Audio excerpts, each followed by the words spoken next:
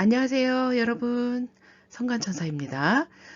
이번 시간에는요, 하부 호흡기계 건강사정 두 번째 시간입니다. 전 시간에 우리가 뭘 했죠? 신체 검진? 뭐 이런 것들을 좀 다뤘잖아요. 이번 시간에는 임상진단검사에 관해서 다뤄보도록 하겠습니다.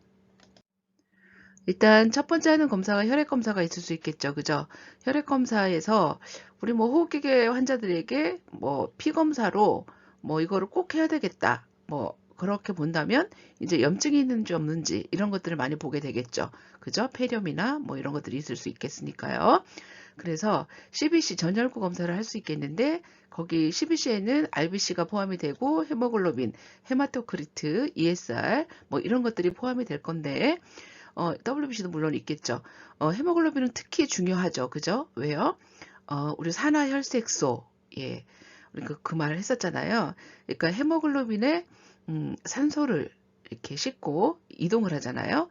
그래서 헤모글로빈의 어떤 운반 능력도 굉장히 우리 호흡기에서 중요한 역할을 하는데 어쨌든 헤모글로빈이 산소 운반 능력을 알 수 있는 지표이고 ESR은 여러분이 이미 다 알고 있죠. 뭐예요? 염증성 질환에서 올라가는 수치잖아요. 우리가 염증성 하면은 뭐가 있었죠? WBC가 있었고 그 다음에 ESR이 있었고 그 다음에 뭐가 있었죠? CRP가 있었잖아요. 그래서 WBC에서는 뭐 뉴트로필이 급성 염증 때 많이 올라가잖아. 호중구. 그 다음에 ESR 같은 경우는 뭐예요? 만성 염증일 때 올라가는 거죠. 만성 염증일 때 올라가는 거고 CRP 같은 경우는 뭐예요? 급성 염증일 때 올라가는 수치이다. 뭐 이 정도는 여러분이 이미 알고 있는 내용이고 우리가 이제 RBC 같은 경우는 뭐죠? 한 420만에서 500만? 뭐 이 정도 되죠. 그죠? RBC는 420만에서 남자 여자가 좀 다르지만 420만에서 한 뭐 남자 같은 경우는 620만까지 가거든요. 그래서 620만까지 가고 헤모글로빈도 남자 여자 좀 다르긴 하나 어쨌든 12에서 15mg per 데시리터 12에서 15 정도 이렇게 기억하시면 되고 헤모글로빈 수치는 반드시 아셔야 되죠. 그 다음에 헤마토크리트 35에서 45 정도 ESR은 정상치가 어디였었죠? ESR은 0에서 20까지를 ESR은 0에서 20까지 정상치로 보죠. 그래서 ESR 같은 경우는 폐결핵, 암 이런 것들을 파괴시키는 염증성 질병에서 증가한다는 걸 우리가 이미 알고 있는 바고 WBC도 마찬가지죠. 우리가 급성 감염에서 현저히 증가한다 이렇게 되어 있습니다. 만성 감염에서는 약간 증가하는 모습을 우리가 볼 수 있겠죠. 그래서 우리가 백혈구 같은 경우는 4천에서 만 정도, 그죠? 백혈구는 4천에서 만 정도 이렇게 정상치를 보고 있고요. 특히 WBC에서 호중구, 호삼구, 뭐 단핵구, 림프구 이런 것들이 있는데 급성 감염 때 올라가는 거는 호중구예요. 뉴트로필 요거고 그 다음에 천식하고 과민성 질환에서 올라가는 거는 호산구, 에오시노필, 호산구. 그 다음에 만성 감염에서는 단핵구, 림프구 이런 것들이 증가하게 되죠. 그래서 폐결핵이 있을 때는 특히 단핵구가 증가한다는 거 알고 계시면 될 것 같습니다. 그래서 CBC에서 헤모글로빈 수치는 반드시 중요하니까 알고 계시고 염증을 나타내는 어떤 마커들은 WBC 그 다음에 뭐예요? ESR, CRP 요거 기억하시면 되고 여기 CRP 있죠? 자, CRP는 조직 파괴나 염증 시 이제 나오는 어떤 물질이라고 할 수가 있겠죠. 그래서 급성 염증 때 올라가는 거고 LDH 같은 경우는 우리가 세포 손상이 있을 때 이게 이제 혈청내로 그 효소가 유리되는 그런 물질이거든요. 그래서 락틱 디하이드로제네이즈라고 해서 LDH라고 하는데 LDH는 한 5가지 정도 되고요. 그래서 이게 이제 LDH가 나온다는 것은 세포 손상이 있다라는 얘기입니다. 그래서 보통 폐경색이 있을 때 LDH3가 증가하는 그런 양상을 보이고요. 정상은 65에서 300 유니트 이 정도 되겠다라고 알고 계시면 될 것 같습니다. 자, 그 다음에 ABG는 너무 중요하죠. 뭐예요? 킹 핵중템. 킹 핵중템이죠. ABG는. 자, 아테리알. 이게 뭐죠? 동맥. 그 다음에 블러드, 피. 가스 분석 아날라이시스. 그래서 아테리얼 블러드 가스 아날라이시스 해가지고 ABG라고 하고 어디는 또 아부가라고도 하죠. 이거는 결국은 동맥이에요. 동맥 피의 산화 상태하고 산연교 균형 이런 것들을 알아볼 수 있는 검사이다. 이렇게 알고 계시면 되고 거기에 뭐가 있죠? PaO2. 여기 A는 아테리라는 뜻이거든요. 프레셔. 그래서 피의 산소 분압, 그 다음에 PaCO2 이산화탄소 분압, 그 다음에 pH, 그 다음에 중탄산염 이온, 그 다음에 산소 포화도 O2 세츄레이션 이런 것들을 ABG에서 우리가 체크할 수 있겠죠. 그 샘플은 어디서 하냐면은 보통 요골동맥이나 레디얼 아테리, 그 다음 피모랄 아테리 이런 데서 우리가 샘플링을 하게 되죠. 그래서 어떻게 하냐면 헤파린을 통과시킨 주사기로 이제 한 2에서 2.5cc 정도 샘플링을 하고요. 그래서 체열 직후에 바늘 끝을 고무마개로 막아가지고 공기를 차단하죠, 바로. 그래서 얼음 상자 안에 1분 이내에 우리가 분석하지 않겠죠. 검사실로 보내겠죠. 바로 보내서 검사할 수 있도록 결과가 바로 나옵니다. 이거는. 그리고 우리가 왜 프루이드 같은 거, 그거 IV 같은 거 맞았을 때 그거는 베인이잖아, 그죠? 페리페럴 베인인데 그거 리무브 할 때는 뭐라 그래요? 알코올손 주면서 환자들에게 여기 좀 꼭 눌러주세요 이러죠. 그런데 이 천자 ABG 샘플링 한 곳은 프레셔가 더 높기 때문에 더 오랫동안 눌러야 된다는 거죠. 그래서 5에서 10분간 압박을 해서 출혈을 막고 드레싱을 해야 된다라는 거 알고 계셔야 됩니다.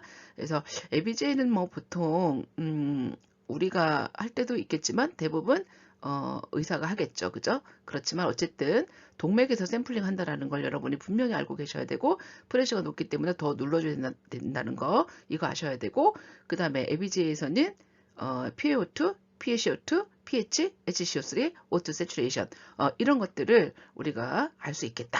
이제 이렇게 기억을 하시면 될 것 같습니다. 그리고 ABJ 하기 전에 우리가 테스트를 하죠. 그게 뭘 테스트를 합니까?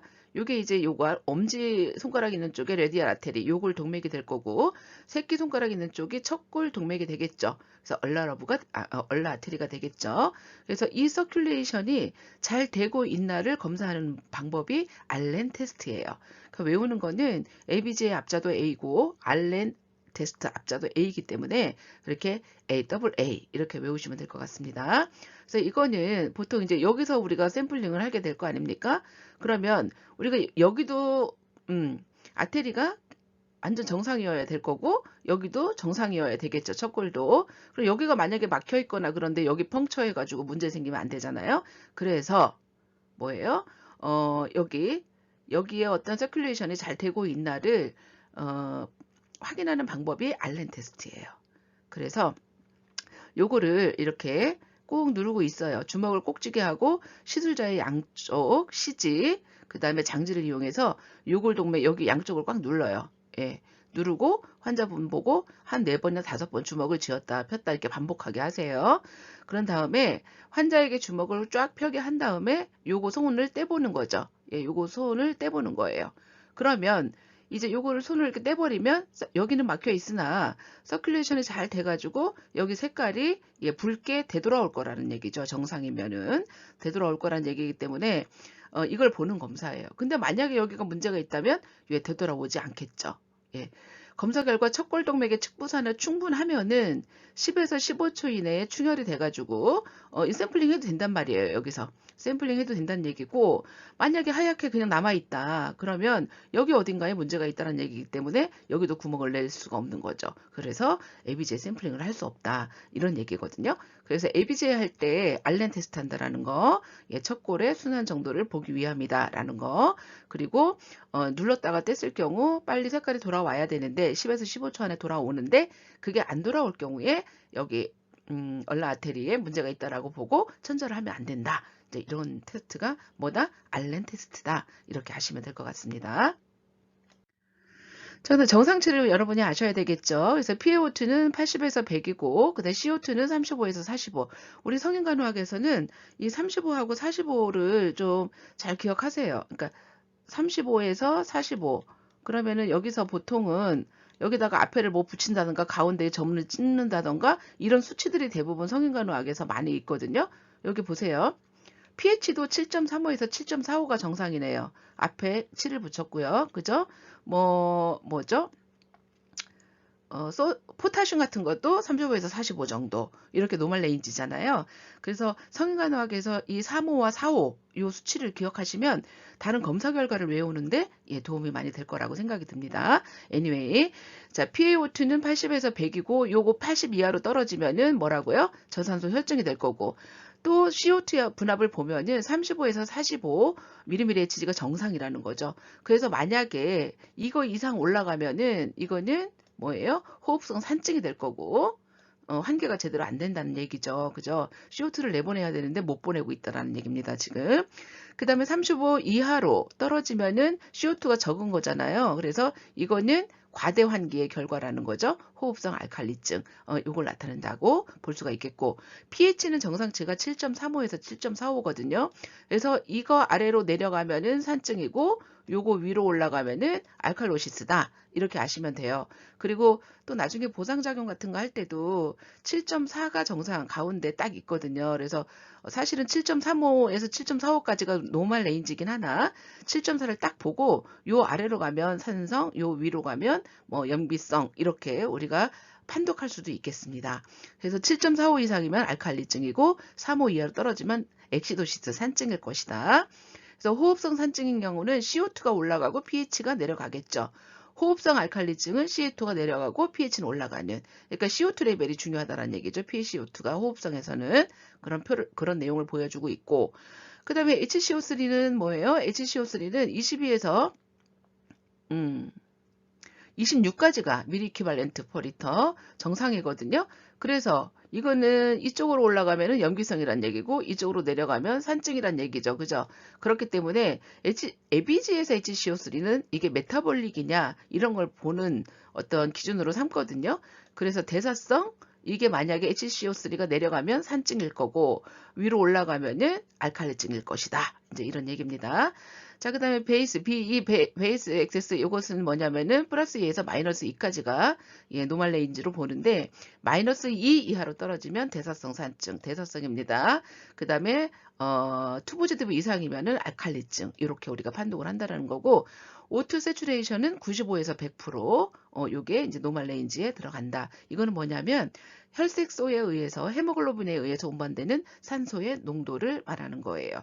그래서 여러분이 요거는 정말 요 표는 킹왕짱 또 뭐예요? 아주 킹중템이다. 킹행 말이 안 되나? 킹핵중템. 그러니까 너무나 중요한 거다. 이거는 아시겠죠? 이 표만 해도 반드시 외우셔야 됩니다. 너무나 중요하다. 이렇게 알고 계시면 될 것 같고요. 자, 그러면 ABG를 해석하는, 그러니까는 동맥혈 가스를 해석하는 단계하고 읽는 방법을 한번 살펴보도록 하겠습니다. 여러분이 이미 다 알고 계시는 내용이죠. 자, 1단계는 먼저 pH를 살펴보겠죠. pH를 살펴볼 거고, 2단계는 뭐예요? CO2 레벨을 살펴보겠죠.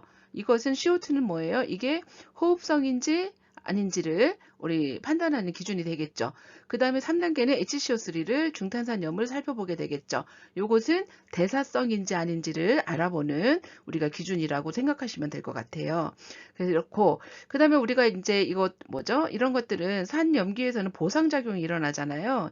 이를테면 우리 몸에는 뭐 모두 보상작용이 일어나긴 합니다만은 어쨌든 너무 산이 심하면 염기로 그러니까 만들려는 그런 작업들이 일어나게 되겠죠. 그래서 그 보상작용이 일어났는가 안 일어났는가 그걸 따지게 되고요. 5단계는 뭐죠? 이거 5번째 단계는 보상작용이 일어났는데 이게 완벽하게 보상작용이 일어난 건지 아니면은 그냥 부분적으로 일어난 건지 이제 이런 거를 볼 수가 있다라는 얘기죠. 그래서 예시를 한번 보시면 자, pH가 7.21이면은 일단 정상보다 낮다라는 얘기죠. 그러면 뭐죠? 산증이라는 얘기죠. 산증이란 얘기고 그 다음에 CO2는 50이니까 CO2는 35에서 45가 우리가 정상 레인지, 정상 범위라고 했는데 그러면은 올라가 있네요. 이렇게 올라가 있기 때문에 CO2가 많이 쌓여 있다는 것은 결국 이것도 뭐예요? 산증이란 얘기인데 이게 뭐예요? PCO2는 호흡성인지 대사성인지 보는 그런 기준이라고 했잖아요. 그리고 HCO3를 볼까요? 중탄산염은 지금 24예요. 정상이 22에서 26 이렇게 정상이잖아요. 그렇기 때문에 정상 범위 안에 들어갔네요. 그러니까 이것은 뭐냐? 중탄산염이 정상이기 때문에 이거는 호흡성 산증이 되겠다라는 얘기죠. 예, 호흡성 산증. 뭐 이건 쉽죠, 그죠? 호흡성 산증이 될 것이다. 자, 그 다음에 7.5라는 것은 또 7.5는 어떻게 되죠?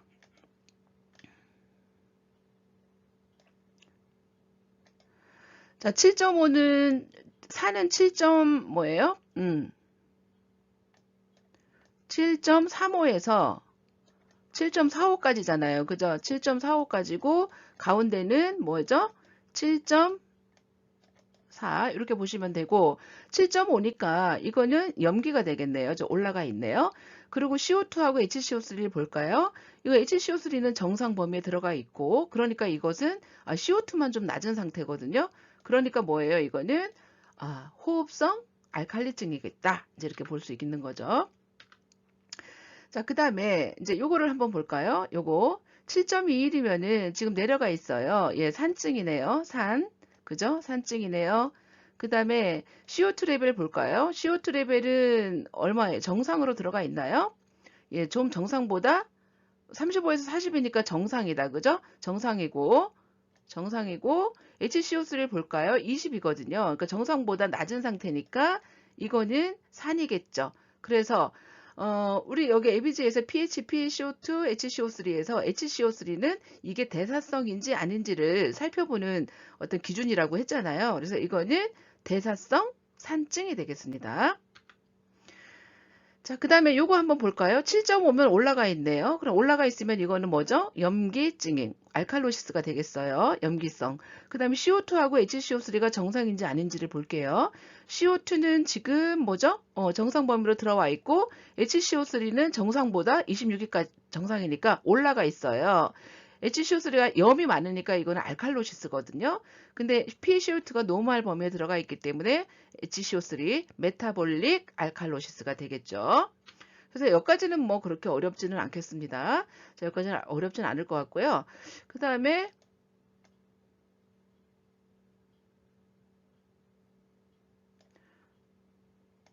요거 한번 볼게요.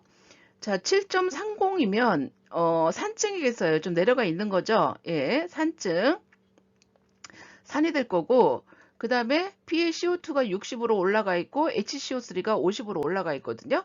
이게 산증이고 PaCO2가 올라가 있기 때문에 뭐예요? 이거 산증이란 얘기죠. 이거는 산증인데 HCO3가 좀 올라가 있어요. 이거는 산증이니까 이제 키드니에서 보상작용이 일어났다라고 볼 수 있는 거죠. 그래서 이거는 지금 보상작용이 일어났더라도 pH가 7.3으로 부분적으로 일어났다라고 우리가 볼 수 있는 거죠. 그래서 요거는 뭐예요? 부분적으로 보상작용이 일어난 것이다. 그래서 뭐예요? 파셜 컴펜세이티드 레스피레이터리 엑시도시스가 되는 거죠. 자, 이거 한번 볼까요? 7.35에서 7.45가 정상이기 때문에 pH가 아주 정상입니다. 아주 정상이고 PaCO2가 60으로 올라갔고 HCO3가 50이라고 돼 있는데 보통 이렇게 수치가 나온다면은 7.4를 기준으로 해서 요 아래로 아니면 위로 해가지고 요거는 이제 산이라고 보통 이렇게 하면 읽을 수가 있겠습니다. 요거는 산. 그러면 PaCO2가 60으로 올라가 있기 때문에 이것도 레스피레토리 엑시도시스가 될 거고 HCO3가 보상작용을 한 것이다. 그러니까 키드니가 보상작용을 한 것이다. 폐에 CO2가 너무 많이 쌓여가지고 보상작용을 해서 이제 이거 산염기 균형을 이룬 것이다. 라고 해가지고 이거는 뭐예요? 풀이죠. 풀. 아주 보상작용이 잘 이루어져가지고 지금 pH가 잘 유지되고 있다라는 거죠. 그래서 이렇게 우리가 이제 여기서는 1, 2, 3, 4번에서는 여러분들이 쉽죠. 이거를 이제 국시나 뭐 이런 거 났을 때도 CO2는 호흡성, HCO3는 뭐예요? 대사성. 이거 알면 되겠죠? 그리고 정상 수치 7.35에서 7.45 아시면 될 거고 CO2 35에서 45 기억하시면 될 거고 HCO3는 20에서 26 기억하시면 될 것 같아요. 그래서 여기까지는 쉬울 거고 이제 보상작용이 일어난 것을 pH하고 CO2 이렇게 맞춰보고 그 다음에 이게 산증인지 아닌지 이렇게 맞춰보고 그 다음에 어디서 보상작용이 일어났는지 그러니까 두 개 다 막 높으니까 뭐지? 하지만 결국 pH 수치가 이렇게 내려가 있는 것을 우리가 볼 수가 있겠다라는 겁니다. 그래서 이런 것들을 보고 이게 이제 컴펜세이션 돼 있는가, 그러니까 보상이 됐는가 이런 것들도 같이 이제 볼 수가 있겠습니다. 물론 뭐 메타볼릭 엑시도시스나 메타볼릭 뭐 알칼로시스 이런 것도 또 보상 작용을 한 예가 또 나타나겠죠. 어쨌든 샘플로 좀 몇 가지를 이렇게 짚어봤습니다. 자, 그 다음에 옥시메트리가 있어요. 옥시미터라고도 하죠, 보통은. 이거는 뭐냐면요.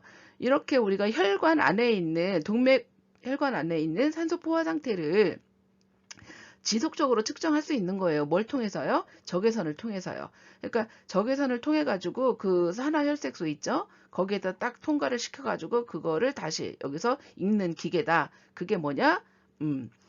옥시메터다. 옥시미터다. 이렇게 알고 계시면 될 것 같아요. 적외선을 흡수하는 탐침을 손가락, 발가락, 귀 등에 이렇게 부착을 하는 거죠. 보통 손가락에 많이 하죠. 그래서 동맥혈이에요. 산소 포화 상태를 지속적으로 측정할 수 있는 거. 어디 뭐 찌르고 그러는 게 아니라서 비침습적, 그 다음 되게 간편하죠. 그냥 손가락 껴놓기만 하면 되니까 안전한 검사이다. 이것은 O2 세츄레이션을 보는 것이다. 이렇게 아시면 되고, 그 다음에 이 모니터에는 세츄레이션 뿐만 아니고 심박수 하트레이트도 같이 포함이 될 것이다. 표시가 될 것이다. 이제 이렇게 아시면 돼요. 그래서 참고로 만약에 우리 산소 분압이 80에서 100이 정상이잖아요. 그러니까 60, 40, 25로 막막 떨어지잖아요. 그러면 O2 세츄레이션도 뭐예요? 95에서 100이 정상이잖아요. 그죠? 95에서 100이 정상인데 O2 세츄레이션, 그러니까 O2 세츄레이션은 95에서 100이 정상인데 만약에 O2가 여기서는 80에서 100, 60으로 떨어졌네요. 떨어지면은 이제 85% 정도 이렇게 급격히 많이 떨어지진 않는다라는 얘기죠. 85까지 이렇게 해서 경한 저산소혈증이 나타날 거고 40까지 뚝 떨어지면은 75%, 이건 중등도, 25까지 뚝 떨어지면 이거는 40%, 오토 세츄레이션 40%로 생명이 위험한 저산소혈증 상태가 된다라는 거 참고로 이렇게 PaO2하고 오토 세츄레이션의 어떤 연계성에 관해서 또 말씀을 좀 드려봤습니다. 그래서 적외선이 잘 통과해야 되지 않을까요? 그러니까 어떻게 된다고요? 그러니까 잘 이렇게 흡수가 돼야 되므로 고정을 잘 하셔야 될 거라는 거고, 그 다음에 이 팔에다가는 혈압을 잰다거나 압박붕대를 감아놓는다던가 동맥내 장치를 한다던가 카테터를 인서션 한다던가 그렇게 하지는 말아라. 그리고 그렇게 한 부위가 있다면 영향을 줄 수 있으니 거기다가는 이거를 부착하지 말아라. 이제 이런 얘기입니다. 그리고 매니큐어 같은 것도 지우셔야 되겠죠. 적외선이 잘 통과되도록 하려면은. 자, 이렇게 옥시미터. 자, 그 다음에 이제 가래 검사를 해야 되겠어요. 근데 이제 옥시미터만으로 사실은 이 사람의 호흡기 상태 이런 것들을 다 볼 수 없어요. 그러니까 만약에 오추 세츄레이션 떨어지면은 뭐 바이탈도 재보고 ABGA도 재보고 해가지고 더 퍼더 에발루에이션 해야 되겠죠. 더 검사를 좀 하셔야 되겠죠. 자, 가래 검사를 할 수 있겠습니다. 성인간호학에서 가래 검사는 보통은 이제 그거 결핵 검사에서 이제 해당이 되거든요. 그래서 보통 기침으로 배출한 가래, 기침 아니면 석션 해가지고 아니면 내시경 통해서 우리가 샘플링 할 수가 있다고 보시면 돼요. 그러니까 우리가 본인이 뱉을 수 있으면 본인이 뱉으면 되고 안 되면 이제 이런 방법을 통해서 가래를 우리가 샘플을 할 수 있겠다 이런 얘기고요. 그 다음에 가래 이제 컬처하고 센시티비티 검사를 할 수가 있을 건데 이런 거는 왜 하냐면은 우리가 이제 컬처나 이런 거는 가래서도 할 수 있고 피에서도 할 수 있고 여러 가지 어떤 검체에서 할 수가 있는 것이 컬처 검사거든요. 가래에서도 할 수 있어요. 왜냐면 이 사람 막 피부가 뜨는데 지금 트라키오스토미 하고 있어. 그러면은 이제 거기서 나오는 가래 이런 것들이 혹시나 어떤 피버 코즈, 그러니까 열이 나는 원인은 아닐까 이렇게 본다면 이제 이 가래를 가지고 컬처 검사를 하게 되겠죠. 그래서 감염원을 확인하고 항생제를 선택하고 치료 효과를 평가하기 위해서 이런 컬처나 센시티비티 테스트를 할 수가 있겠다라는 거고, 그리고 우리가 그럼 염색 검사를 통해서 양성균인지 음성균인지 이런 것들을 확인해서 적합한 항생제를 선택할 수 있겠다라는 얘기고요. 결핵 같은 경우는요, 가래를 3번 받습니다. 3일간 연속해서. 그래서 에시드 페스트 바실러스 AFB라고 그래요. 그래서 AFB 스테인 및 배양 검사, 컬처, AFB 스테인, 컬처 이런 것들을 할 수가 있겠습니다. PCR도 합니다. 그런데 이제 문제가 어떤 문제가 나냐면 우리 환자에게서 체스트 검사에서 흉부 엑스레이에서 결핵이 나왔다. 그럼 이 사람은 지금 결핵균이 결핵이라고 확진할 수 있는가? 뭐 이런 문제가 나섰던 것 같거든요. 근데 그거는 X였어요, 답이. 왜냐하면은 답은 이 AFP 스테인 요거 해가지고 3번 해서 여기서 양성이 나오고, 그죠?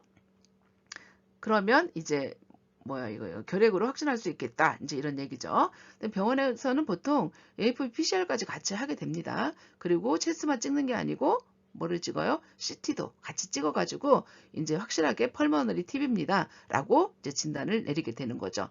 그리고 또 세포학적 검사를 또 할 수가 있겠습니다. 이거는 캔서 같은 비정상 세포 확인하기 위한 검사고, 그리고 이제 가래를 이렇게 보면 그 색깔이 어떤지, 피가 섞였는지, 양은 어떤지, 또 점성은 어떤지 이런 것들을 이제 확인하게 되겠죠. 시즌으로.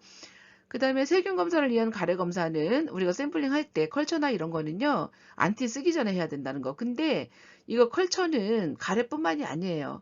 블러드를 하건 그러니까 유린을 하건 샘플이 블러드이던 유린이던 간에 어쨌든 안티 쓰기 전에 샘플링 해야 된다는 거. 컬처 샘플링 할 때 아시겠죠? 우리가 보통 안티를 쓰고 있지 않은 환자가 열이 막 나요. 그러면 이제 그 열이 왜 나나 이렇게 이제 그거를 우리가 체크하게 되죠. 그래서 그거를 피부 스터디 뭐 이렇게 말도 하기도 하고 워크업이라고도 하는데, 어쨌든 피부 스터디를 하게 되면은 뭐 CBC 기본으로 할 거고 유린도 할 거고 뭐 여러 가지 검사를 하게 될 건데 컬처를 하는 수가 많아요. 근데 이제 보통 피부가 뜨고 WBC가 올라가면 광범위하게 안티를 스타트 하는데, 그 스타트 하기 전에 반드시 컬처 샘플을 하라 이 소리입니다. 왜요? 예, 이제 벌써 안티가 들어가면 그 오염이 될 수 있겠죠. 균이 뭔지 모르겠죠. 그죠? 그래서 반드시 안티를 사용하기 전에 채취를 하라는 거예요. 중요한 얘기죠. 그 다음 소독된 튜브를 사용하시고, 가래는 언제 우리가 채취하라고요? 이른 아침에, 첫 가래. 그래서 아침에 가래 수집 전에는 칫솔질을 하지 말고 구강 청정제이죠. 가글링 파는 거 이런 것들을 쓰면 안 되겠다라는 거죠. 그래서 아침에 이게 첫 가래를 이렇게 받는 이유는 뭘까요? 보통은 이제 폐에 고여있던 분비물이 많이 나오고, 또 고여있는 가래에는 병영군이 많이 농축되어 있기 때문에 이른 아침에 첫 가래를 채취하는 것이 검사 결과를 정확하게 얻는데 아주 효과적이다라는 거죠. 그 다음에 뭐 칫솔질 하지 말고 뭐 가그링 하지 마라 이런 거는 뭐냐면은, 그 가래 속에 세균이 있다면 이런 것들로 인해서 뭐예요? 죽을 수도 있겠고 없어질 수도 있겠어요. 그러니까 가래 속의 세균의 생존력에 영향을 주기 때문에 칫솔질 하지 말고 가글링 하지 말고 이러고 가래를 뱉어달라, 이제 이런 얘기죠. 자, 그 다음에 우리 호흡기에서 피부 검사를 할 수가 있겠는데요. 대표적인 것이 뭐냐면, 우리 알레르기성 질환이 있을 때 스크래치 테스트나 아니면 패치 테스트 이런 것들을 할 수가 있겠습니다. 그래서 이거는 무슨 검사냐면 피부 검사를 통해서 어떤 항원이 있는지 이런 것들을 알아보는 검사를 할 수가 있겠고요. 그 다음에 대표적인 피부 검사가 투베르클린 검사라고 할 수 있겠죠. 그래서 결핵 감염을 확인하는 거고, 투베르클린은 뭐예요? 재래식, 그 다음에 정제 단백질 유도제 PPD, 요새 요거를 많이 쓰는데요. 보통은 요거를 0.1cc를 피내에 주사를 해가지고 48시간에서 72시간이면 이틀에서 3일 후에 이렇게 어떤지 이거를 보는 거죠. 사이즈를 이렇게 사이즈를 보는 거예요. 그래서 요거는 기억하셔요. 10mm 이상이면은 양성이라고 우리가 볼 수 있는데, 이거는 뜻이 뭐냐? 이게 활동성 결핵을 의미하는 건 아니에요. 10mm 이상이라고 그래서 아까도 제가 말씀드렸다시피 이거 PPD에서 10mm 이상 나왔다고 그래서 이 사람의 액티브 TB가 아니라는 거 여러분 요거 아셔야 돼요. 아까 내가 말씀드렸던 문제와 같이 맥을 같이 하면 될 것 같습니다. 그래서 TB를 확진하는 것은 물론 여기도 이렇게 나오고, 그 다음에 가래 검사 3번 해가지고 양성 나오고, 체스트 결핵 나오고, 더 가서 뭐 TB PCR 아니면 뭐죠? 체스 CT 이런 것들로 이제 우리가 확진을 할 수 있겠다라는 겁니다. 자, 이거 하나로 확진할 수 없다는 걸 반드시 기억해 주시기 바랍니다. 그래서 10mm 이상 양성은 활동성,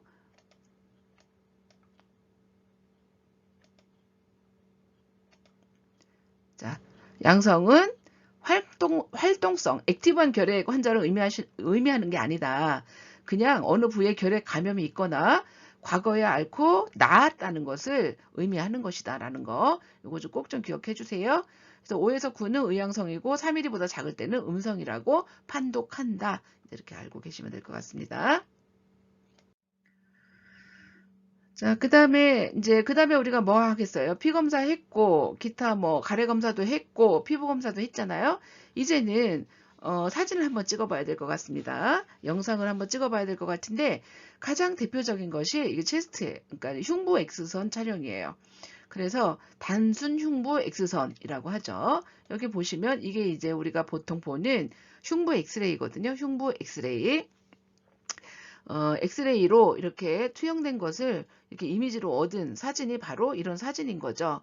그래서 보시면 이거는 적절한 치료 유형을 결정하거나 아니면 종양이 있는지 염증이 있는지 어디 골절은 없는지 그 다음에 수분이나 공기 축적 같은 폐의 병리적 변화를 파악하고 그 다음에 치료 효과 이런 것들 알아보기 위해서 찍는 거죠. 보통 뭐 ICU나 이런 데서는 뭐 데일리로 뭐 체스트를 뭐 찍는 수도 있습니다. 그 변화를 보기 위해서 그래서 아주 자주 검사하는 아주 기본적인 방사선 검사이다 이렇게 알고 계시면 돼요. 단순 흉부 방사선이 판독은 보통은 뼈는 이게 잘 뭐지 그 X선이 잘 통과하지 못하기 때문에 그냥 흰색으로 나타나고요. 뼈는 흰색으로 나타나고 그 다음에 공기 같은 거는 잘 통과하기 때문에 까만색으로 나타나게 됩니다. 까만색으로 나타나게 되고 그다음 물하고 지방 이런 것들은 뭐 그렇게 그닥 뭐 아주 뭐 관통을 못하는 건 아닌데 잘 그러니까 관통하지 못함으로 하얀색으로 나타날 수 있다라는 거 이렇게 알고 계시면 회색으로 나타날 수가 있다라는 거 알고 계시면 될 것 같습니다. 자, 뼈 같은 거는 흰색, 그 다음에 공기 이런 거는 검은색, 공기로 차 있고, 자, 공기로 차 있고 덜좀이란 거, 폐나 위나 기도 내부 이런 거는 검은색, 뼈는 흰색, 그 다음에 액체, 그러니까 연조직이나 혈액 같은 그런 액체는 회색, 이렇게 나타난다는 걸 뭐 기본적으로 알고 계시면 될 것 같고 방법은 어떻게 찍어요? 우리가 여러분 다 찍어보셨잖아요. 그러니까 우리가 만약에 여성분들 같은 경우는 브래지어 같은 경우 했을 때 여기 후크가 있으면 여기 바로 찍히거든요. 그래서 우리가 이런 것들을 다 탈의를 하고 가운만 입고 사진을 찍게 되는 거죠. 그래서 이렇게 그 네모 판때기 여기다가 판 같이 된 거기다가 가슴을 대고 턱을 들고 이제 찍는 방사선사가 자, 숨 참으세요 하고 금방 끝나죠. 그죠? 자, 그것이 뒤에서 앞을 통해서 간다고 해서 환자의 등에서 앞으로 지나가게 한다고 해서 이거를 뭐라고 하냐면은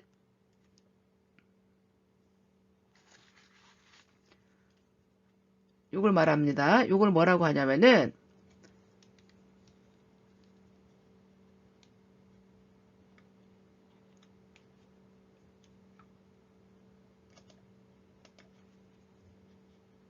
체스트 PA라고 하죠. 그래서 체스트 포스테리어 안테리어 그렇게 하는 거고요. 그 다음에 만약에 병원에서 체스트 AP라고 돼 있으면은 이건 반대이죠. 그죠? 뭐예요? 안테리어에서 뭐예요? 뒤로 가는 거잖아요. 그죠? 이거는 그러니까 서 있지 못하는 환자들을 보통 이렇게 찍게 되는 거죠. 그래서 체스 PA가 보통 서서 찍는 거고 체스 AP는 이제 서서 못 찍는 환자들을 보통 이렇게 찍게 될 거고 만약에 가로 열고 여기 P라고 돼 있다면 이건 포타블로 찍어라 이런 뜻인 거죠. 그러니까 영상의학과까지 오지 못하는 그런 환자들을 위해서 이제 이렇게 기계를 들고 가서 이제 찍을 수 있는 거죠. 그래서 체스트 AP 포탑을 뭐 이렇게 되면 아니면 또 뭐 5월서 찍을 수도 있겠고요. 그래서 이렇게 이제 찍을 수가 있겠고 그 다음에 이거는 뭐예요? 라테랄 뷰가 되는 거예요. 측면에서 찍는 거죠. 측면에서 찍는 것. 그래서 이게 체스 PA나 아니면 라테랄 뷰가 가장 대표적으로 많이 찍는 엑스레이다라는 걸 우리가 보여주고 있는 거고 여기 보시면 이게 쇄골이에요. 이게 쇄골이고 이게 이제 기관을 나타내는 거죠. 그리고 여기 양쪽에 이제 폐가 있는 거고 이런 것들은 갈비뼈를 나타내고 있는 겁니다. 그래서 여기는 이제 뭐죠? 이거 우리 대동맥 아치, 아ortic 아치를 말하는 거고요. 그래서 이렇게 나오고 이제 하트가 이렇게 보여지는 거죠. 그래서 그리고 여기는 뭐예요? 이게 횡격막이 되겠죠. 그래서 보통은 여기가 이렇게 좀 이렇게 웨지가 선명하게 돼 있으면 보통은 이제 요거 있는지를 좀 그러니까 요게 날카로운지를 먼저 파악을 하면 보통은 정상일 때는 이게 날카롭다라는 거죠. 근데 문제가 있으면 이게 무너지겠죠. 자, 요런 체스트 엑스레이 이런 것들이 있고, 그래서 이물이나 금속 제품, 부착 이런 것들은 금지해라. 이제 이렇게 우리가 이제 알고 계시면 될 것 같고, 교육도 그렇게 하면 될 것 같습니다. 그래서 우리가 흉부 방사선이 호흡기계에서 가장 기본적으로 사용되는 방사선 검사이다. 보통은 이제 여기서 기관지염이 있군요, 폐렴이 있군요, 폐결핵이 있군요, 기흉이 있군요, 폐암이 의심되는군요. 이런 것들을 보통 여기서 다 이제 먼저 1차적으로 우리가 검사를 하게 되는 거죠. 그래서 여기서 문제가 있으면 그 다음에 이제 CT를 가거나 뭐 기관조영술을 가거나 이제 이렇게 검사를 하게 되는 거겠죠. 자, 그 다음에 CT는 뭐냐면은 폐를 단층으로 촬영하는 거다라고 볼 수가 있겠고요. 일반 단순 흉부 엑스레이에서 볼 수 없는 거, 그런 거를 진단하는데 CT로 가겠죠. 그 다음에 MRI 같은 경우는 자기장 이용이에요. 이거는 방사선이 아니에요. 예, 자기장을 이용해서 찍는 거고, 이거는 뭐예요? 흉벽하고 선천성 심질환. 이런 거를 찾아내는 데는 CT보다 더 우수하다라는 거 알고 계시면 되고, 또 렁스캔 같은 경우는 이게 뭐예요? 방사성 동위원소를 주입해가지고 방사능 측정 장치에 잡히는 동위원소의 입자를 그래프로 나타낸 것을 렁스캔이라고 해요. 그래서 보통은 그 펄모너리 엠볼리즘, 폐 색전을 확인하기 위해서 환기 관류 폐스캔 뭐 이런 것들을 우리가 쓸 수 있겠습니다. 그래서 이제 여기 보시면 결과 이게 렁스캔, 환기 폐스캔을 검사하고 결과를 보면 동질의 반응성을 보면 정상이고 방사능이 감소되어 있거나 없으면 환기나 관류의 부족을 의미한다라고 되어 있습니다. 이거는 그냥 참고로 아시면 될 것 같습니다. 자, 그 다음에 펄모너리 안지오그래피, 폐혈관 조영술이 있을 수 있겠습니다. 말 그대로 폐에 있는 혈관에 조영제를 집어넣어서 그거를 촬영한 거를 폐혈관 조영술이라고 합니다. 그러니까 이것은 뭐예요? 조영제를 베인으로 넣는 거죠. 근데 목적이 펄모너리 엠볼리즘, 그 폐종양, 동맥류, 그 다음에 엠피제마 이런 거에 따른 혈관 변화를 알아보기 위해서 안지오그래피를 할 거고, 방법은 어디를 통해서? 정맥을 통해서 들어갑니다. 그래서 우심장하고 폐동맥으로 들어가가지고 그 심방의 압력 측정, 그 다음에 검사물 채취 이런 것들을 할 수가 있겠습니다. 근데 이제 아무래도 침습적이기 때문에 합병증이 있을 수 있겠어요. 그래서 인플라메이션, 염증이 있을 수가 있겠고, 그 다음 헤마토마, 혈종이 있을 수 있겠습니다. 그리고 조영제를 넣었기 때문에 조영제 부작용이 있을 수 있겠어요. 그래서 조영제 사이드 이펙트가 있을 수 있겠는데 그 중에 하나가 몸이 후끈 달아오르거나 뜨거운 느낌 이런 것들이 있을 수가 있겠습니다. 그리고 마취제 부작용, 그 다음에 부정맥 이런 것들이 컴플리케이션 합병증으로 폐혈관 조영술 후에 나타날 수 있겠다. 이렇게 아시면 될 것 같고요. 보통 이제 조영술 하기 전에는 퍼미션을 받죠. 예, 퍼미션 받고 조영술 같은 경우는 보통 이제 MPO도 하고 뭐 이런 조치를 하게 되죠, 사전에. 어쨌든 폐혈관 조영술이 있을 수가 있겠고, 그 다음에 이제 펫CT가 있는데 이것들은 뭐냐면 메타된 거를 알아보는데 굉장히 좋은 방법이다라는 거. 그 다음 폐초음파 검사도 할 수 있겠습니다. 폐초음파, 흉막강의 삼출물, 병소, 이런 것들을 확인하기 위해서 초음파를 할 수가 있어요. 이거는 이제 삼출액을 발견하는데 굉장히 좋은 검사죠. 초음파로 이렇게 보면은 여기 플럴 캐비티에 뭐가 있다. 뭐 이런 것들 아주 50cc 이하도 이 소노로 알아볼 수가 있는 그런 장점이 있죠. 그래서 폐초음파도 한다. 이렇게 아시면 될 것 같고, 그 다음에 이제 호흡기계에서도 내시경 검사를 한다라는 거죠. 그래서 내시경 검사에서 우리가 기관지 내시경이 되겠죠. 브론코스코피가 되겠죠. 그래서 우리가 위내시경 하면은 이 내시경을 위를 보기 위해서 입을 통해서 집어넣는 거고, 이거는 뭐죠?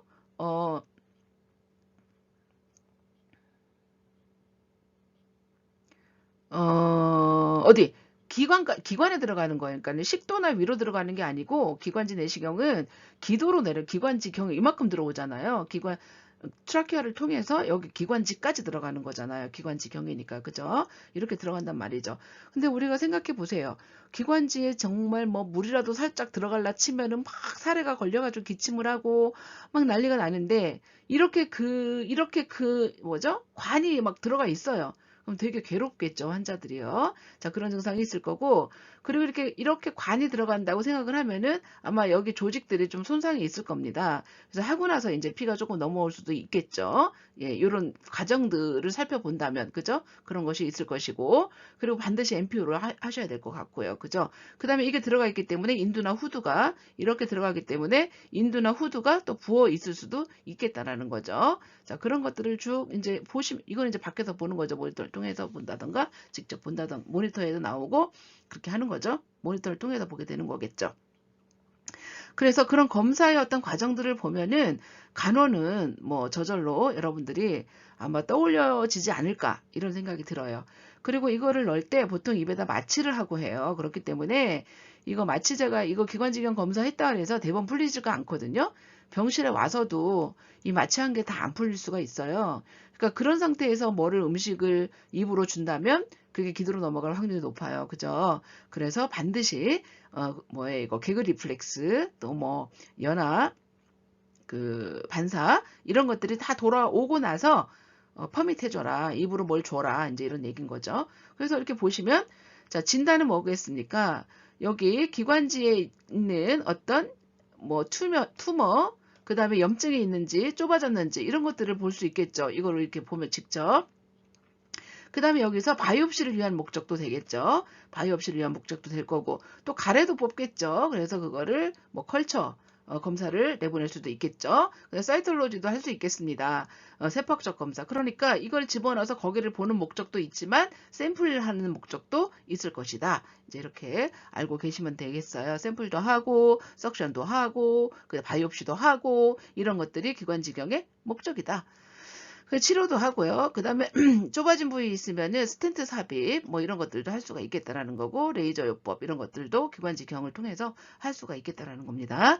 자, 금기는 심한 호흡곤란 환자나 심부전, 부정맥이 심한 환자는 기관지경을 하지 말아야 된다라는 거고 검사 과정은 국소마취, 대상자를 안 치고 혀하고 구강 인두 혀하고 구강 인두에 국소마취제를 뿌리거나 묻혀요.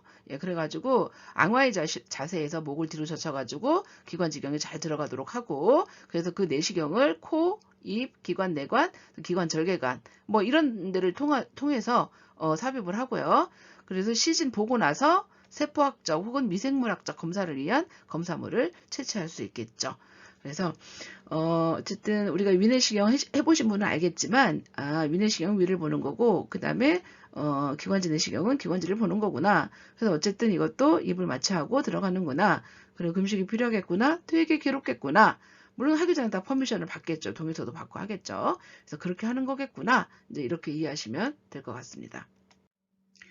자, 그래서 검사 전에는 검사 목적이나 그 다음에 검사 받게 될 장소, 검사 소요 시간 이런 것들을 알려줘야 되고 예, 금식해야 됩니다. 여기 검사 시행 6시간에서 8시간 전부터 음식과 수분 섭취 제한 그리고 검사하기 전에 진통제, 진정제, 항불안제 이런 것들을 투여해가지고 좀 편안한 상태에서 할 수 있도록 우리가 조치를 하셔야 되겠고 그리고 검사하는 동안 되게 불편하잖아요. 근데 이제 코로는 숨 쉴 수 있다. 이렇게 좀 교육을 해주시고 그 다음에 검사하기 전에 입을 벌린 채 코로 숨 쉬는 것을 미리 연습하도록 교육하는 것이 필요하겠다라는 거죠. 그러니까 지금 입으로 들어가 있기 때문에 입으로 숨을 쉬는 건 힘들겠죠. 못하겠죠. 그러니까 코로 숨 쉴 수 있습니다. 과정을 설명하면 환자분들도 다 이해가 잘 될 겁니다. 근데 하고 나서는 어떻게 할까요? 2시간 동안 반자입니다. 반자이 그 다음에 필요시 옆으로 측위로 돌려눕히고요.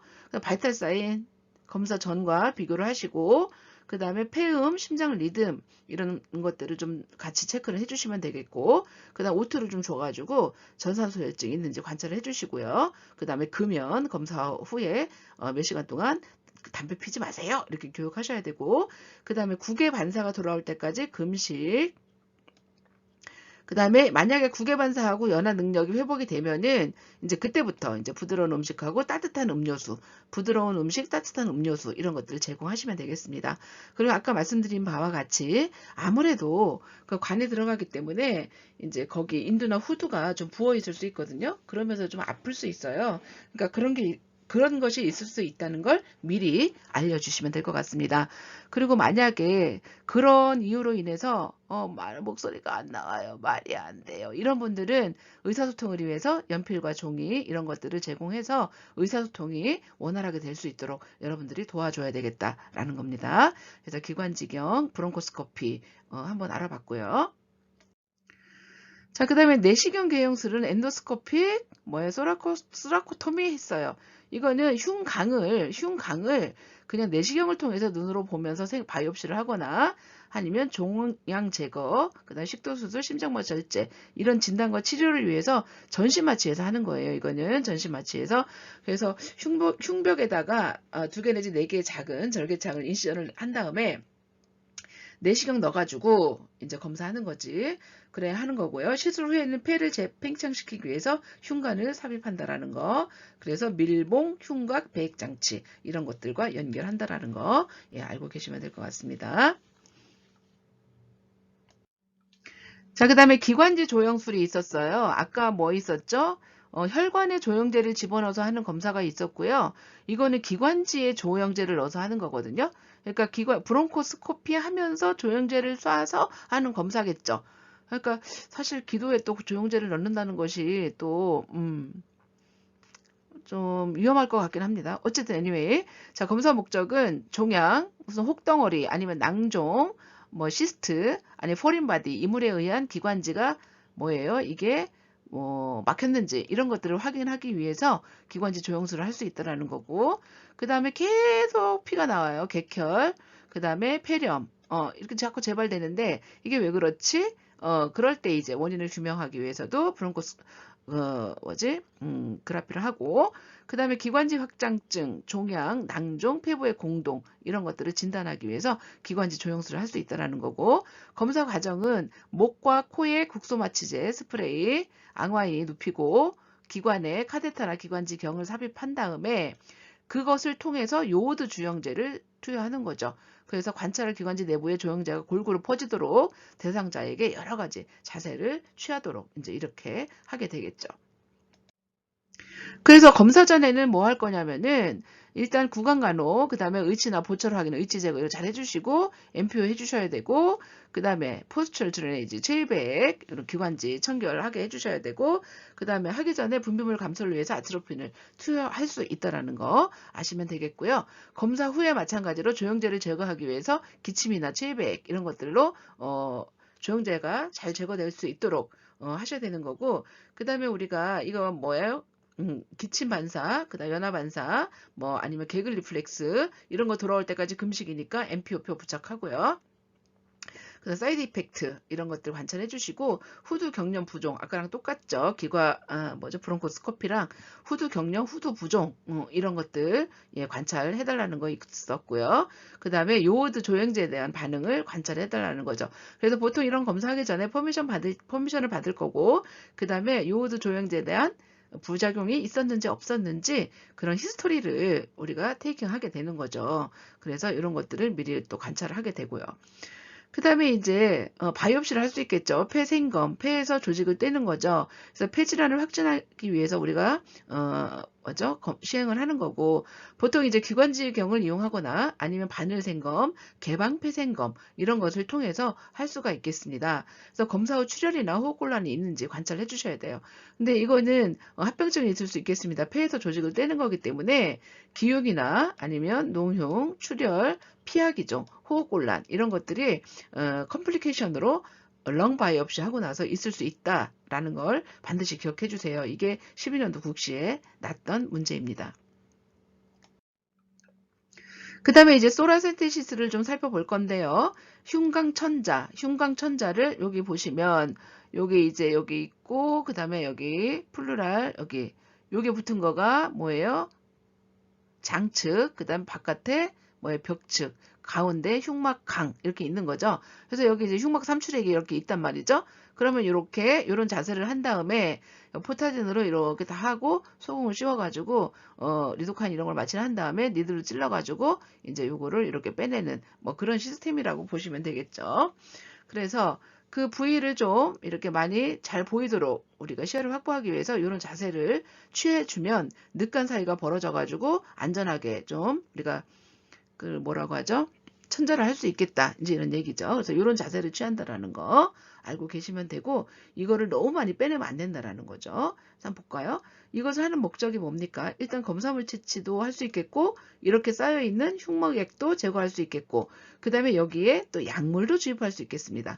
그래서 이런 여러 가지 목적으로 소라센테시스를 할 수 있겠다 이런 얘기고 시술 전에는 동의서 받아야죠. 퍼미션 받아야 되고 그 다음에 이거 움직이면 안 돼요. 니들로 이렇게 니들 넣는데 움직이면 안 되죠. 그러니까 움직이지 말도록 교육하셔야 되고요.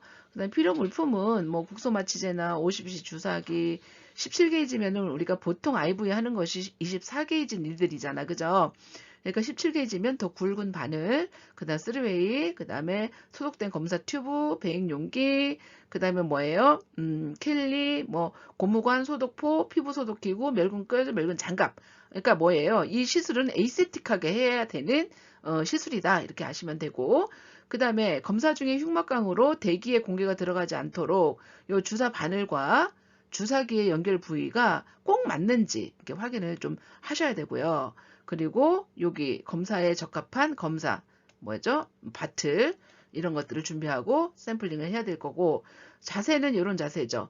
앉은 자세에서 머리와 상체를 구부리고 팔과 어깨를 여기 테이블에 올렸죠. 이렇게 하면 흉막액은 밑으로 이렇게 모여질 것이고 그 다음에 늑골 사이가 벌어져 가지고 주사바늘 주입 시 신경이나 혈관에 손상을 입히지 않겠죠. 그래서 이런 자세를 취하는 이유는 어떤 흉막액이 밑으로 내려오게도 할 뿐만 아니고 늑간 사이를 벌려줘 가지고 시술할 때 신경이나 혈관을 손상하지 않고 검사할 수 있는 이런 환경을 마련해 준다는 거죠. 그래서 이제 이런 자세를 취한다는 거 좀 기억해 주세요. 그래서 어쨌든 소라센테시스. 자, 그리고 시술 중에는 뭐예요? 보통은 7번째나 8번째 립, 그 사이에서 우리가 니들로 이렇게 꼽을 수가 있다는 거고요. 그 다음에 보통 이제 흉막액을 뽑을 때는 아래쪽에 7번째, 8번째. 그 다음에 공기를 제거할 때는 2번째에서 3번째, 요 윗부분. 이렇게. 공기는 가볍고, 이거 흉막액은 좀 내려와 있으니까, 무거우니까, 이제 가벼운 거는 보통 이제 우리가 그러니까 소라센테시스 할 때, 이렇게 튜브를 받고 있는, 체스 튜브를 받고 있는 환자를 보잖아요.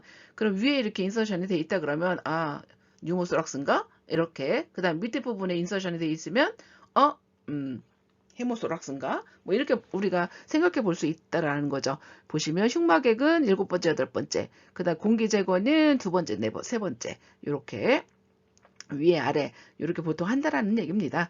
그 다음에 무균적 이렇게 하고요. 이거 그리고 또 한 번에 다량의 또 그 흉맥액을 뽑잖아요. 막 1000cc 이상을 막 뽑잖아요. 그러면 순환 허탈의 위험성이 있다라는 거죠. 그러니까 바이탈 사인 잘 측정하고 폐인인지 나우제가 있는지 커핑, 디스니아, 순환장애, 안색의 변화, 정색증, 발한 뭐 이런 어떤 샥 증상 이런 것들이 있는지 잘 관찰해야 된다라는 얘기입니다. 우리가 보통 이것을 한 번에 막 뽑아버리면 폐포 같은 것들이 막 쪼그라져 있다가 확 펴지면서 이제 폐수종 이런 것들도 올 수가 있겠고 또 하이포볼레믹 샥 이런 것도 올 수가 있거든요. 그래서 한 번에 다량의 흉막액을 갑자기 뽑지 말아라 이런 얘기입니다.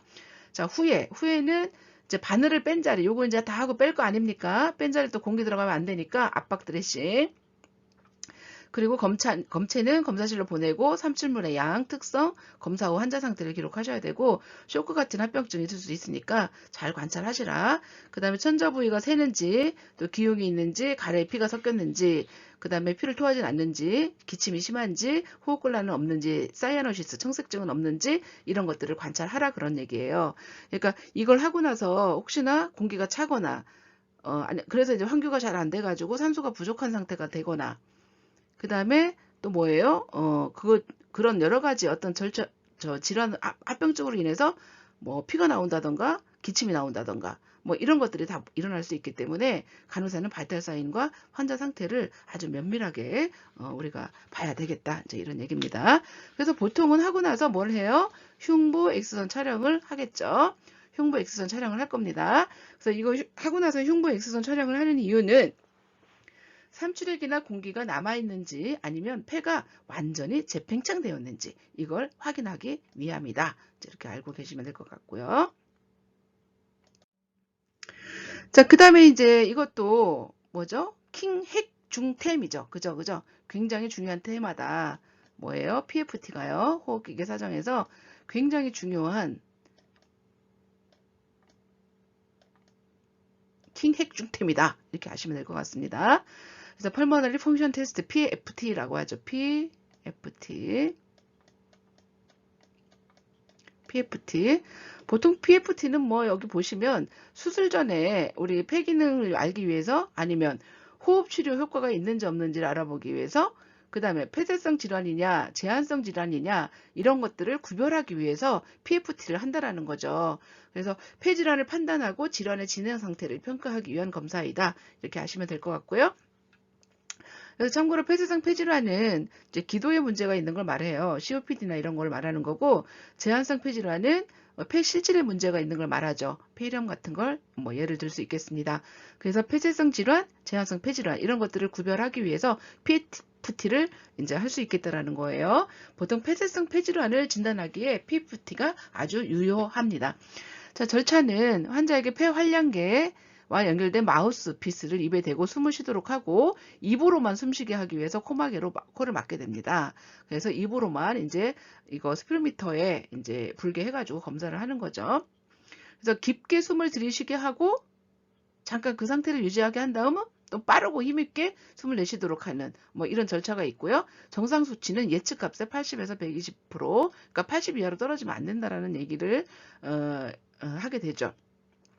그래서 검사 전에 PFT는 이것도 마찬가지로 뭐 아주 실습적인 검사는 아닙니다만 금연을 해야 되고요. 그 다음에 의사의 특별한 처방이 없을 경우에는 4시간이나 6시간 전부터 뭐를 중지해라 기관지 확장제 이것들은 뭐죠? 그러니까 정확하게 PFT를 폐 기능을 이제 판단하기가 좀 오염이 될 수가 그러니까 뭐죠? 그걸 뭐라고 하죠? 폐질환을 그러니까 폐의 기능을 판단하는데 오류를 이제 범할 수 있거든요. 그러니까 기관지 확장제를 투여를 중지해라라는 거와 담배를 끊어라라는 것을 검사 전에 이제 교육을 해 주시라 이제 이런 얘기입니다. 자, 그래서 폐기능 검사에서 이제 이걸 좀 아시고 넘어가야 되는데요. 이게 이제 우리 호흡을 나타내는 어떤 것을 그래프로 폐 용량하고 용적을 이렇게 그래프로 나타낸 건데요. 요게 이제 우리가 1회 호흡하는 호흡량을 나타내는 겁니다. 요게. 그래서 이거를 뭐라고 해요? 타이달 볼륨이라고 하죠. 예, 이거를 500cc 요 정도 1회 호흡량이라고 해요. 타이달 볼륨, TV. 우리 TV 많이 보죠? 타이달 볼륨 500, 1회 호흡량, 타이달 볼륨 기억하시고요. 그 다음 이렇게 가고요. 그 다음에 여기서 이렇게 확 올라가서 내려가는 거가 있네요. 이렇게 이거를 뭐라고 하냐면 폐활량이라고 하고 그 다음에 여기서부터 여기까지를 흡기, 이쪽에는 호기. 흡기 들여 마시는 거 내뱉는 거잖아요. 그래서 예비 흡기량 여기는 호기 예비량. 뭐 예비 호기량 같은 말이겠어요. 그 다음에 여기 뭐가 있냐면 잔기량이 있어요. 잔기량. 다 내뱉고 나서도 남아있는 양이죠. 잔기량이 있고요. 이 호기 예비량하고 잔기량을 합쳐서 기능적 잔기 용량이라고 합니다. 그래서 여기는 흡기 용적이고 이쪽에는 그래서 폐활량이라는 것은 뭐를 말하는 거예요? 숨 들이쉬고 내쉬는 거. 그러니까 들이쉬고 내쉬는 거를 합쳐서 뭐라고 한다고요? 폐활량이라 하고 이 폐활량하고 잔기량을 다 합친 것을 총 폐 용량이라고 합니다. 그러니까 total lung capacity라고 하죠. 그래서 이것을 이렇게 그래프로 나타낸 것이고 자, 1회 호흡량은 뭐라고요? 호흡 1회에 들이쉬거나 내쉬는 공기의 양을 말하는 거예요. 이렇게 폐 용량하고 용적을 말하는 거니까. 자, 양을 말하는 거고 500 정상이다. 500cc, 500ml. 그 다음에 예비 흡기량은 뭐예요? 예비 흡기량. 뭐예요? 이거 정상적인 흡기 후에 더 들이마실 수 있는 공기의 양. 그러니까 뭐죠? IRV 정상적인 흡기 후에 더 들이마실 수 있는 공기의 양. 우리가 그냥 평소에 숨 쉬잖아요. 그랬는데 우리가 더 들이마실 수 있단 말이죠. 그래서 아주 그냥 끝까지 들이마실 수 있는 그런 흡기량이 뭐다? 3000ml다. 이렇게 아시면 되고, 그 다음에 호기 예비량. 정상적인 호기 후에 더 호기해낼 수 있는 공기의 양. 더 끝까지요. 그러니까 우리가 지금 정상적으로 이렇게 숨 쉬는 거 잘 우리가 이렇게 의식하고 막 숨을 보통은 쉬지는 않잖아요. 그러니까 정상적인 이런 들이마시고 내쉬는 활동 후에 더 끝까지 할 수 있는 거. 그게 예비 흡기량, 또 호기 예비량 이렇게 이해하시면 되고, 흡기량은 3000, 내뱉는 거는 1000. 그러니까 들이마시는 건 더 많이 들이마실 수 있고 내뱉는 거는 흡기량보다는 적다. 이렇게 기억을 하셔야 될 것 같아요. 그래서 3000, 1000 이렇게 기억하시고요. 그 다음에 잔기량은 최대 호기가 끝난 후에 폐 안에 남아있는 공기. 그래서 이런 경우는 그러니까 정상적으로 나가야 되는 거잖아요. 들어온 것만큼 나가줘야 되는데 이게 만약에 제한성 폐질환이나 폐포가 막혀 있으면 감소한다라는 거죠. 물론 폐쇄성 폐질환일 때도 감소를 하게 되겠죠. 그래서 잔기량이 늘어나겠죠. 나가야 되는데 그냥 못 나가고 있는 거니까요. 그래서 이거는 1500 정도요. 자, 그래서 1회 호흡량 500. 외우기는 쉬워요. 이게 뭐 그냥 다 1000, 3000 막 이러니까요. 자, 이 타이달 볼륨 500. 내뱉는 거 더 많아. 3000. 그 다음에 뭐예요? 아니, 마실 수 있는 건 더 많이 마실 수 있어요. 예, 예. 들여 마실 수 있어요. 3000. 요거 더블 500. 그 다음에 잔기량은 요거보다는 좀 작지만 1500. 이렇게 돼 있어요. 그래서 5 곱하기 2 곱하기 3. 이렇게 기억하시면 돼요. 5 곱하기 2 곱하기 3 곱하기 6 이렇게 기억하시면 될 것 같습니다. 자, 여기 곱하기 6 1의 호흡량 곱하기 6 호기 예비량, 그러니까 그림을 이렇게 그려 놓으시고 요거는 5 곱하기 2 여기는 5 곱하기 3 이렇게 기억하시면 아무래도 양을 외우기가 좀 쉬울 것 같습니다. 이해하셨죠? 네. 자, 그 다음에 여기서 이제 아까 했던 것이 뭐였었냐면은 흡기 용적이 있었어요. 흡기 용적은 뭐냐면 여기 우리가 들이마시는 거 말하는 거죠. 흡기 용적을 말합니다. 흡기 용적은 이게 아까 3000이었었잖아요. 호기가 끝난 후에 최대로 들어 마실 수, 그러니까 호기가 끝나고 최대로 들어 마실 수 있는 공기량 3500 정도. 이게 3000이었잖아요. 플러스 500. 그죠? 여기 500. 플러스 500. 자, 그랬고요. 기능적 장기 용량은 호기 예비량이 5 곱하기 2. 이게 얼마였었죠? 1000이었었잖아요. 1000하고 이게 1500이었었잖아요. 2500 정도 되겠네. 그치? 그러니까 기능적 장기 용량은 호기 예비량과 잔기량을 합친 것을 기능적 장기 용량이라고 하는데, 그거를 Functional Residual Capacity, FRC라고 하는데, 정상 호기 내에, 호기 후, 폐 내에 남아있는 공기의 양이고, 이것은 기능적 장기 용량은 호기 예비량에 남은 공기량을 더한 것을 말한다라는 거고, 요거 더하기 요거니까 2500. 자, 여기 5잖아요. 5 곱하기 2 곱하기 3. 그죠? 그 다음에 곱하기 6 플러스 500. 이렇게 되고요.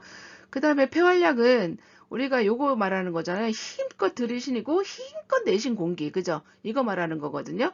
그래서 폐활량은 우리가 폐의 어떤 건강 상태를 알아보는데 굉장히 중요한 우리가 마커가 되는 거예요. 그래서 이거 바이탈 캐퍼시티 해가지고 VC는 힘껏 들이신 후에 힘껏 내신 공기의 최대량을 말하는 거고, 그러니까 폐질환을 우리가 진단하는데 많은 정보를 제공하므로 폐기능 검사의 가장 기본적인 요소라고 할 수가 있겠습니다. 폐활량은 그래서 4500.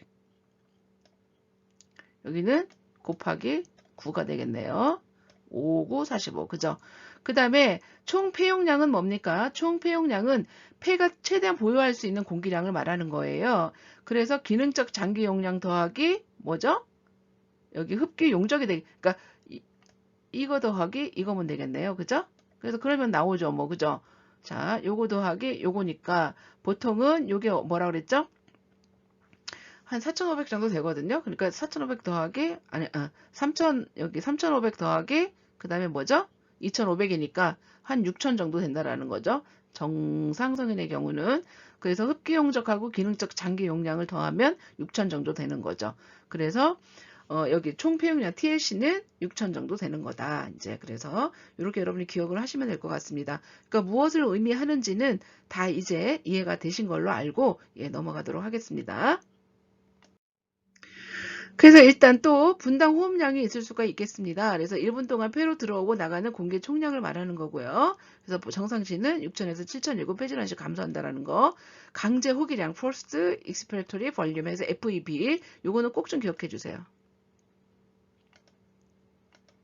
요거 강제 호기량 FEV 요거 꼭 좀 기억하세요. 1초, 2초, 3초 간격으로 측정해가지고 초당 강제 호기량을 이렇게 보는 거예요. 그래서 보통은 우리가 숨을 들이쉬면 다 나가는 거잖아요. 그래서 3초가 지나면 보통 들어왔던 거에 한 97%는 나간다 이 뜻입니다. 이게 나간다는 얘기고요. 그리고 만약에 이게 4초 이상 잘 안 나가 그러면 이거는 폐쇄성 폐질환을 의심한다라는 겁니다. 아시겠죠? 자, 요거를 꼭 좀 알고 계시면 될 것 같고요. 그 다음에 이제 강제 폐활량에 대한 일체 강제 호기량의 비율이 80% 이상이 돼야 된다라는 거. 자.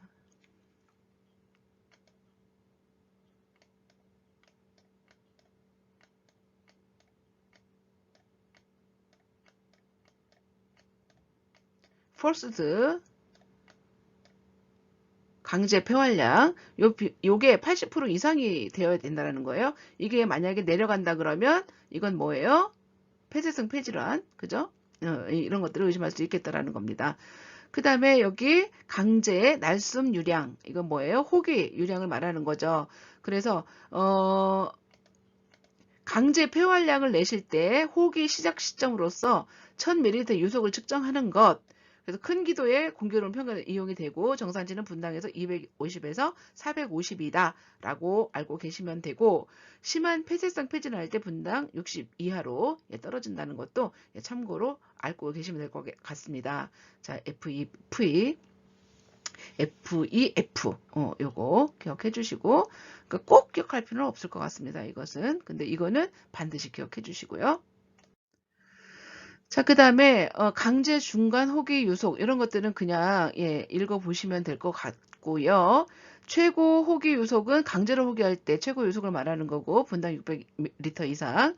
그 다음에 최대 환기량은 최대 호흡 용량이라고도 하고 공기의 흐름, 근육의 강도, 가슴과 폐 신장성, 기도 저항을 검사하는 거다라고 알고 계시면 되고 분당 170리터가 정상치다. 그래서 보통 여자나 노인의 경우는 낮고 중등도나 심한 COPD 환자 같은 경우는 감소하는 그런 결과를 보여준다고 합니다.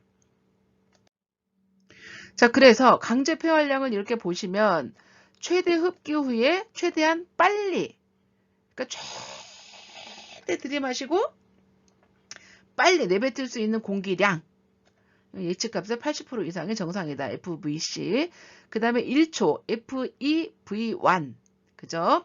Forced Expiratory Volume이라는 거죠. 1초란 얘기고 그래서 강제 폐활량에서 1초 동안의 호기량을 말하는 겁니다. 기도 폐쇄 정도를 평가할 수 있고 폐쇄성 폐질환 시 감소합니다. 자, 요거 중요합니다.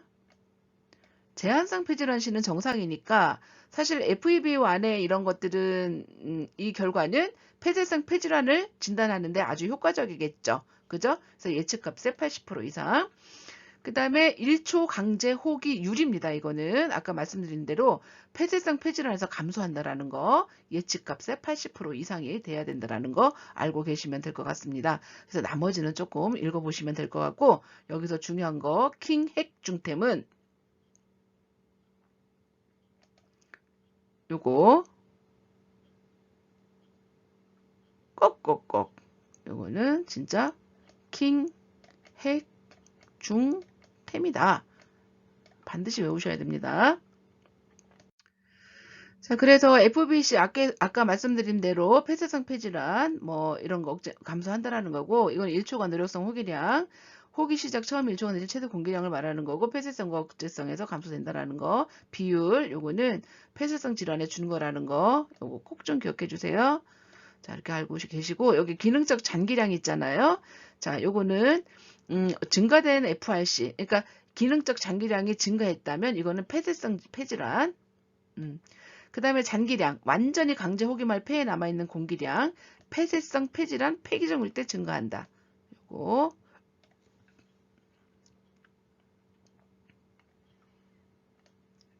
중템, 중템, 중템, 중템, 중템, 중템 이렇게 알고 계시면 되겠습니다. 또 강조를 한 거예요. 앞에서 말씀을 드렸는데 자, 그 다음에 마지막으로 이제 뭐가 있냐면 운동 부하 검사가 있을 수 있겠습니다. 이런 기계, 모니터 이런 것들을 이렇게 여기서 하는 건데 이를테면 뭐 다 어떤 장치들을 이렇게 다 대고 운동 중에 일어나는 신체적인 변화를 모니터에 이렇게 그래프로 나타내주는 검사가 운동 부하 검사라는 거고, 운동 시 호흡수, 맥박수, 보통 이제 우리가 심장 순환계 검사할 때 이걸 많이 하게 되는데요. 그런데 이렇게 호흡을 하는 걸 보면서 O2나 CO2 농도 이런 것들을 측정해 볼 수가 있겠고, 맥박수, 심장 리듬, 호흡수 이런 거 다 여기 모니터에 다 이제 나타나게 되는 거죠. 그리고 이거는 이제 6분이나 12분 동안 환자가 가능한 빨리 걷도록 하고 걷는 중에 호흡곤란이 있으면 멈추었다가 좋아지면 다시 계속 최종 도보거리를 산출할 수 있도록 하는데 굉장히 호흡곤란이 심하거나 체스트 페인이 심하다 그러면 스탑 하셔야 합니다. 그리고 이 검사는 질병의 진행 과정이나 재활 후 좋아졌는지 아니면 뭐 그대로인지 아니면 나빠졌는지 이런 것들을 평가하는데 트레드밀을 사용할 수 있다라고 합니다. 자, 이래서 우리 저기 호기계 사정 중에서 임상진단 검사, 피검사, 그다음에 뭐죠? 가래 검사, 그리고 그 방사선 검사, 그리고 또 뭐야? 천자 해가지고 그 늑막간 삼출액 검사하는 거, 그다음에 기관지 내시경, 기관지경 검사, 그다음에 조영술 검사 이런 거 했고요.